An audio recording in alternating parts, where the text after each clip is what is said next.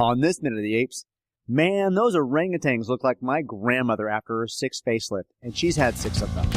They greenlit the sequel without a story in mind. They just wanted to equal an unexpected gold mine. He said, oh no, as Heston said, I got to go. These are just some of the facts you ought to know as we go. Beneath the Minute of the Apes. Beneath the Minute of the Apes. Beneath the Minute of the Apes. Hello and welcome to Minute of the Apes, the daily podcast where we break down every minute of the Planet of the Apes movies, 1 minute at a time. I'm Todd. I've got Sean. I've got Richard. I don't have his grandmother and all her faceless, but I've got him across from me for Wednesday. Oh, she a ginger orangutan now. Hi, After Grammy. watching this moment, yeah. Hey, what is she? Is she Grammy? Is she Grandma? What is she? She's Nana. She's Nana. She's Hi. Nana, yeah. Hi, Nana. She's goo now for All right. orangutan. All right, so we are to Wednesday. We are on minute 18. Sean, tell us what's going on today. Starting minute 18 with Nova pointing at something, Richard. Now, Sorry, I didn't mean to move over that minute last minute. And we're going to end with a shot of 3 rows of chimpanzees. All right, let's take a listen to this minute.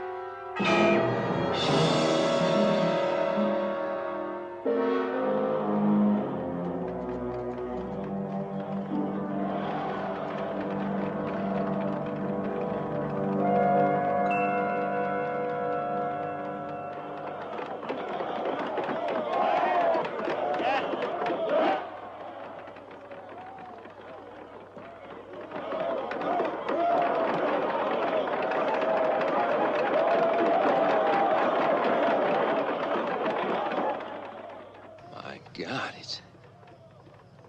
it's a city of apes. I'll tell you one thing that every good soldier knows. The only thing that counts in the end is power. Naked, merciless force!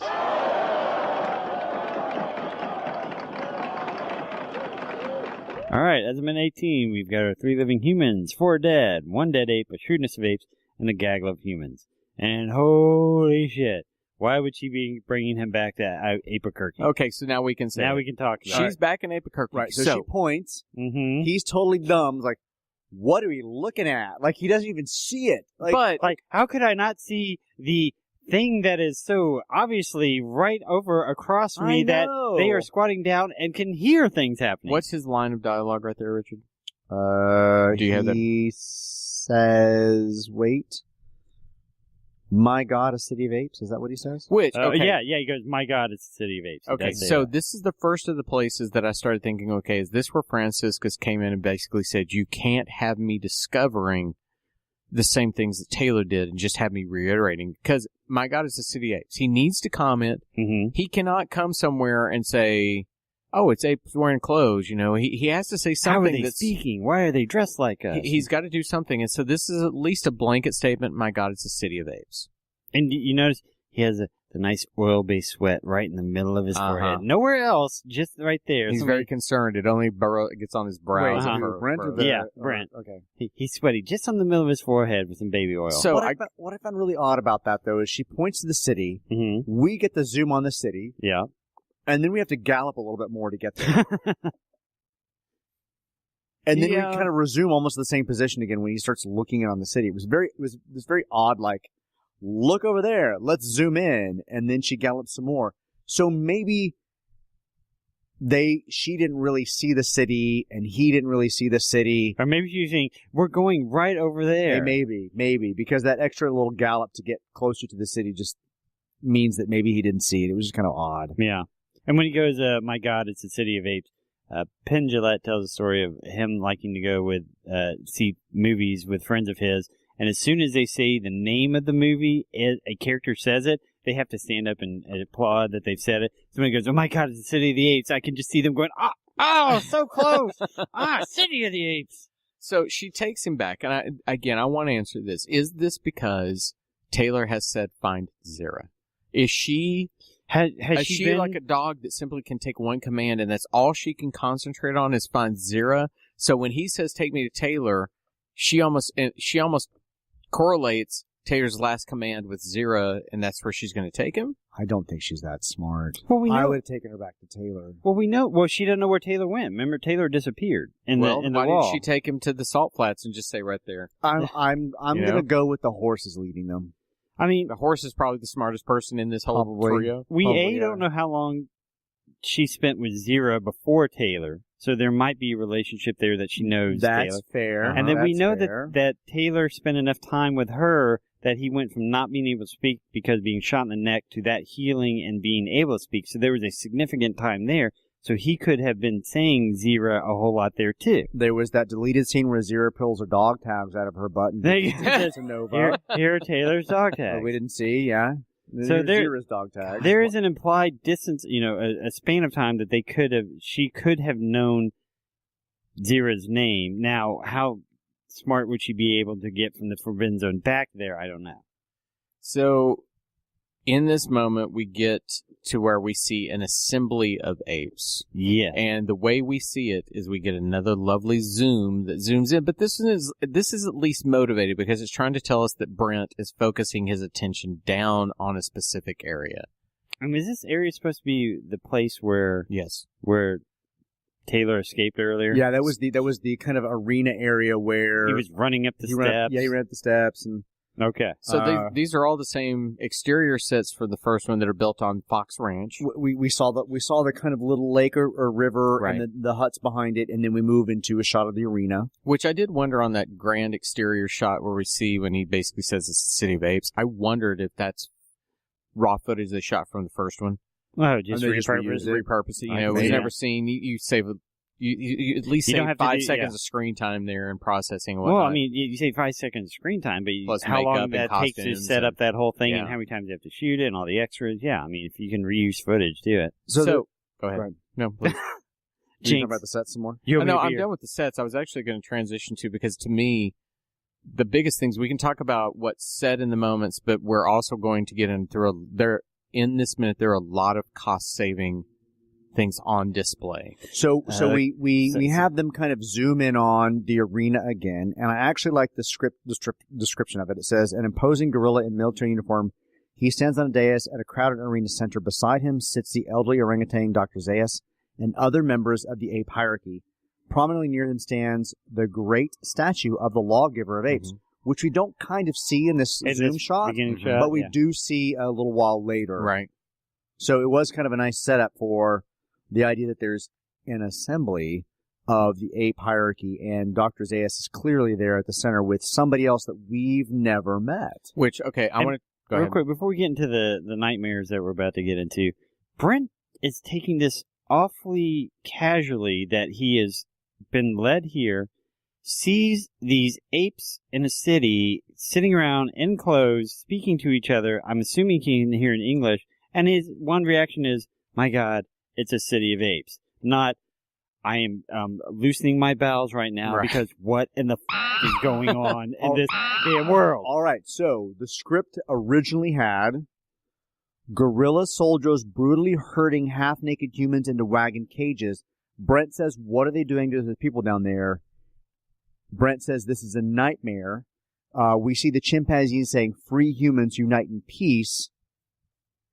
Then we have the shot of the arena and this monkey leader now talking. See, I So- think that would have been better. But I'm It sure they is. cut those for why this. This economy of storytelling, because ultimately Right. we don't need that information again. So him freaking out over Yeah, these moments was makes part of it sense originally, if you yeah. put this idea that he actually sees humans being tortured and Yeah. chimpanzees standing up for them, which actually makes sense for stuff we're going to get to soon. You Okay. know, there are a lot of things they could have done. You know, you wonder about why don't you reiterate these things. That's why Star Wars doesn't reiterate in Empire Strikes Back doesn't reiterate Ben Kenobi explaining the Force. Instead, you evolve the Force. You have to evolve the story because now you're going to explain how deep it can go, what it means on a personal level. You have to be this.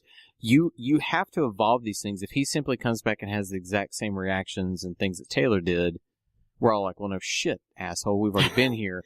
I understand, but again, if you're throwing a new character into the exact same situation, they're going to have the exact same reaction. So you have to give a different rationale for them not to react that way, if that makes sense. Yeah. I mean, he should be just as shocked as everybody else, obviously they're taking that for economy of time, but from a realistic point of view, I mean, why would he be losing his mind? So I want to jump to what I absolutely love about this minute before we get to the horrors that are this minute. And that is horrors. the character who is as of yet unnamed. Correct. We As do have a little boy, speaker, yes. when a gorilla he shows speaker. up in that movie, and he's wearing that grand headdress on his head, and looks so powerful with then his. He doesn't start speaking in this minute, does he? He does. He Okay. says, "I'll tell you only one good thing every soldier knows. The only thing that counts in the end is your power, naked, merciless force." All right.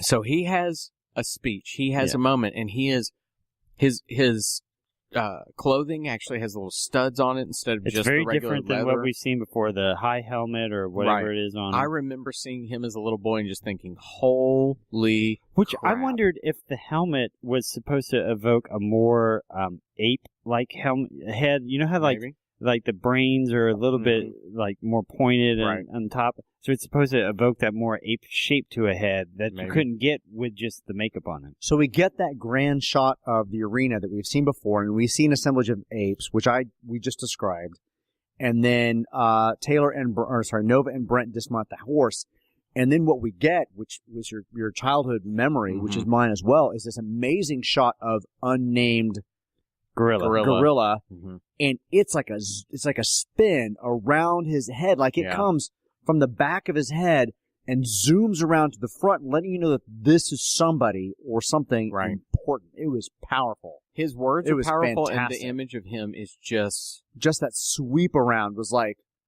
oh shit, this is something important. What is this guy about to say? This is serious. Now, we're going to get into the horrors of this, and I'm going to transition the horrors of this by saying he does have a makeup issue in that if you watch under his jaw, neck, you can actually see his neck from time to time, the fur they put around there. Really? Yeah. Every once in a while, you see the Caucasian skin beneath it. So I didn't notice that. I noticed a little bit of the mouth wasn't quite moving perfectly. You could see, I couldn't necessarily see his own teeth, but you could see kind of the fake dysfunction gorilla between ones, the two. And I'm sure that's incredibly hard when you're putting that type of prosthetic on and you want to get that type of shot. How do you keep from seeing the enunciation of lips beneath it? And when it's literally just flapping like a puppet. Well, then pretty much. they spin around him, and then we get these amazing shots of like what The looks gorillas, like a legion of gorillas. Right. And they all look pretty good. All the gorillas look like they're in hero masks. The hero mask being actually applied prosthetics to the face. Thank you. Sean's loaning me his sunglasses. I'm in The danger zone. I don't know if I can do that over my regular glasses. I don't care. See if it works or It not. doesn't work. All right. So they're these monkeys are like beating their clubs. They're chanting. They're doing stuff. We get a weird shot of Brent coming back and kind of looking through some trees. Almost straight at the camera. Kind of confused. What I kind of did I was kind of wondering if they were cheating the scenes of the gorillas to show us more than there actually was. And it could be. And I'm going to say this. We're going to talk in a minute about one of the jobs of, I don't know how many assistant directors are on this film, but one of the jobs of an assistant director on a film is to help with the arrangement of the shot. Distribution of extras. Right, and to that put the kind of extras stuff. in the proper place, to understand what's going on. And what you're going to do is you will use the same people over and over, and you'll simply, Mix in them this set up, of shots, you're going to be in the front, you're in the way background, we can't see you. Oh, by the way, put a different jacket on him so it looks a little different. Or if their makeup is particularly bad, Put keep them in the as back. far back as possible. But the gorillas, They all relatively look pretty every good. one of them look, They all look like hero gorillas. So except for the wide shot. Then Yeah. in the wide shot, you can kind of When we did the kind of tight on one group of gorillas using their clubs and kind of chanting, and then we did another shot of gorillas using the same clubs, and I'm like, was that just a different angle change? And then we get this kind of nice wide shot at about 7:56 where we see actually the sea of gorillas. And I kind of did like a count just to kind of get an idea of how many were there. And there was about 70 gorillas in this particular shot, All right. which would allow them to do the shot from the right side of them chanting and the shot from the left side and still look very populated between the two of those. So then let's talk right now, because we also get some reaction shots of chimpanzees and orangutans. So here's where this becomes problematic. That's my for me. grandmother and her friends. Yeah. So They're when we get to dead, the orangutan hollow shot, eyes. the orangutan shot is blatantly, that's 1, 2, 3, 4, 5, 6 in the middle of. They're about 13 total. There are 3 rows of orangutans. The 6 in the middle are clearly horrifically bad pullover masks. Yeah. in the bottom